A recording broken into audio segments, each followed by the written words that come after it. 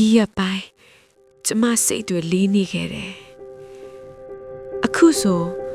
ကျမတို့ကြောက်နေခဲ့တဲ့ရွေးကောက်ပွဲပထမပိုင်းတည်သွားခဲ့ပြီလေဘလောက်ပဲလူတွေမဲမထည့်ကြဘူးလို့သတင်းတွေမှာရင်းနေပြီးမဲ့အောင်မြင်သွားတယ်ဆိုတာကျမတို့ကိုယ်တိုင်သိပါတယ်ကျမတို့ဒီရွေးကောက်ပွဲကိုမထစ်စေချင်ဘူးဆိုတာကလေနိုင်ငံတကာကရွေးကောက်ပွဲနဲ့တက်လာတဲ့အစိုးရကိုတရားဝင်အစိုးရအနေနဲ့လက်ခံသွားမှစိုးရိမ်လို့ပါလက်ရှိအချိန်မှာကျမတို့ NUG အစိုးရဟာရပ်တည်ဖို့ခက်ခဲနေတာ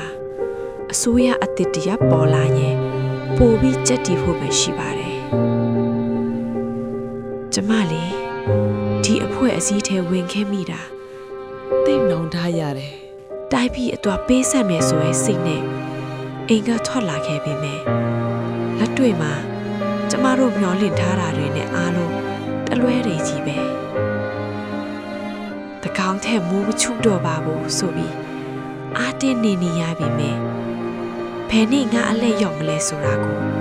မတွေးမိလေနေ့တရက်မှမရှိခဲ့ဘူးတာဝါရန်တွေချိုးရတဲ့အရက်မှာကျမမပြောဘူးခေါင်းစဉ်အမျိုးမျိုးနဲ့အလှကန်းပြည်သူစီကဆက်ကြီးကောင်းနေရတဲ့ဘဝမှာကျမမပြောဘူးကျမလွတ်မြောက်ခြင်းနဲ့ကျမအိမ်ပြန်ခြင်းနဲ့အစိုးရအသစ်ပေါ်လာပြီးရင်ကျမတို့အလင်းဝင်လို့မရတော့မှဆိုတယ်ဘယ်သူမှမကြည်ဖြူတဲ့နောက်ထပ်အုပ်ကိုနေကြလို့မဖြစ်ချင်တော့ဘူးကျမတို့အတွက်အခွင့်အရေးတစ်ခုပဲရှိခဲ့ပါစေကျမစူးစမ်းကြည့်ခြင်းပါလေကျမအိမ်ပြန်ခြင်းရုံလေးပါပဲကျမကိုခွင့်လွှတ်ပေးကြပါရှင်